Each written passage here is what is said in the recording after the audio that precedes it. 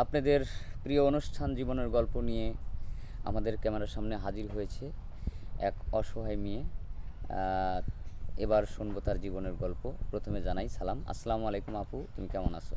ওয়ালাইকুম সালাম, আসসালামু আলাইকুম। আপু, তোমার বাড়ি কোথায়, তোমার নাম কি, এবং তুমি কেমন আছো দর্শক বিন্দুদেরকে একটু জানো। আম, আমার বাড়ি যশোর। আমার নাম রত্না। আর তোমার পরিবারে কে কে আছে? আমার পরিবারে আছে আমার মা, আমার ছোট ভাই। বাবা নেই? না। তোমার বয়স কত? আমার বয়স 24। আগে কি বিয়ে শাদী হয়েছিল? হ্যাঁ, আগে বিয়ে হয়েছিল, কিন্তু ওখানে 1 বছর ছিলাম। হ্যাঁ। তো হাজব্যান্ড নেশা করতো, মেয়েদের প্রতি তার একটা আসক্ত ছিল, এর জন্য তাকে ছেড়ে দিছি। তুমি ছেড়ে দিয়েছো? হ্যাঁ। তাহলে একটু জোরে বলো, তুমি ছেড়ে দিয়েছো? হ্যাঁ, আমি ছেড়ে দিছি। ও আচ্ছা, মানে স্বামীর সাথে আসলে তোমার ওইরকমভাবে মানে সংসার করা মানে তোমার কাছে মানে অন্যরকম একটা বিষয় মনে হয়েছিল যে নেশা করে। হ্যাঁ, তাকে নিয়ে হয়তো 1 বছর তুমি ধৈর্য ধরে ছিলে। হ্যাঁ, চেষ্টা করেছিলাম যে ভালো পথে আসে কিনা, কিন্তু তার ভিতরে কোনো পরিবর্তন দেখি না। যে আচ্ছা, কারণে তাকে ফ্যামিলির মাধ্যম থেকেই ডিভোর্স করা হয়েছে। ডিভোর্স করা হয়েছে।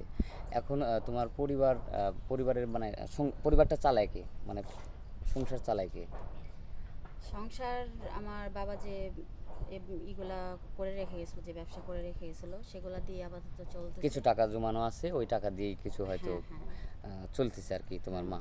আর তুমি কিছু করো বা তোমার মা কিছু করে এরকম? না, আমি এখনো কিছু করি না, তবে করব সেই চেষ্টা করতেছি। চেষ্টা করার জন্য আসছে। তাহলে আমাদের ক্যামেরার সামনে মানে আসার মূল উদ্দেশ্য কি? বিয়ে শাদী বা চাকরি বাকরি তেমন কিছু না, সাহায্য সহযোগিতা? এখন দেখেন, ডিভোর্সি মেয়ের কিন্তু অনেকটাই সমস্যা হয়।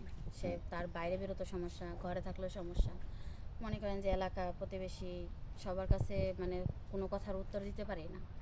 আচ্ছা। তো এখন আমি একটা মেয়ে মানুষ, আমার তো রাস্তাঘাটে চলতে হয়। চলতে হয়, হ্যাঁ, কিন্তু আমার অবশ্যই। পাশে তো ছায়া দেওয়ার মতন কেউ নেই। কেউ নাই। যদি বাপ বা বড় ভাই থাকতো, তারা আমার পাশে থাকতো।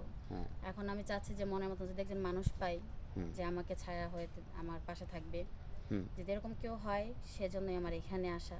আচ্ছা। তাহলে তাকে বিয়ে করব। এখন মনের মতো পেতে হলে মানে কেমন বয়সের, হয়তো ইয়ং, স্মার্ট, সৌন্দর্য?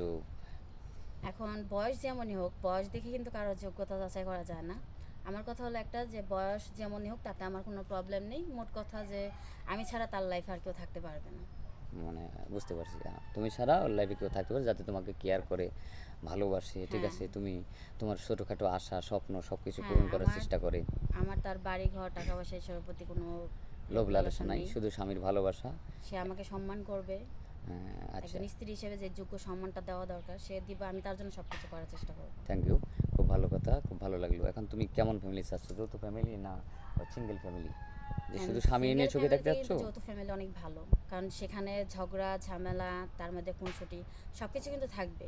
কিন্তু একা একিত্ব জীবনটা কিন্তু বড়ই কষ্টের। বড়ই কষ্টে যে স্বামী স্বামী থাকবে, তার বাবা মা থাকবে না, তার বাবা মাকে আমার নিজের বাবা মাকে মতো দেখবো, হ্যাঁ, একটা অবশ্যই। মানে সুন্দর একটা পরিবেশ, সুন্দর একটা জীবন তুমি চাচ্ছ আর কি। হ্যাঁ। তো ঠিক আছে, সমস্যা নাই। এখন হচ্ছে তোমার ভিডিওটা পাবলিক করা হচ্ছে, দেশ বিদেশে আমাদের অনেক দর্শকবিন্দু আছে যেটা আমাদের এই চ্যানেলটাকে অনেকেই দেখে। তো তোমার ভিডিও পাবলিক করার পর তোমাকে চাবে, তখন তোমাকে কিভাবে পাবে? তোমার কোনো পার্সোনাল ফোন আছে? এখন দেখেন, আমার তো কোনো পার্সোনাল ফোন নেই। কারণ যদি আমার ফোন আমি, হ্যাঁ, আগে চালাইতাম, যদি বলে যে না, এখনকার যুগে কেউ মেয়ে ফোন না চালায় নাকি, হ্যাঁ আমি চালাইছি। কিন্তু যেদিন থেকে আমার হাজব্যান্ডের সাথে আমার অশান্তি হয়েছে, তো আমি চাইছি যে আমি আর কোনো ফোন ইউজ করব না। যদি কেউ আমাকে ভালোবাসে, কেউ যদি আমাকে বিয়ে করে, তারপর থেকে আমি ফোন ইউজ করব। আচ্ছা, ফোন ফোন ইউজ করবে, মনে করো ভালোবাসলো, তাহলে তুমি ফোন ইউজ করতে পারবে, তো একটা ফোন কেন, সেরকম একটা মানুষ। না, আমি চাই না যে এখন আমি ফোন কিনে।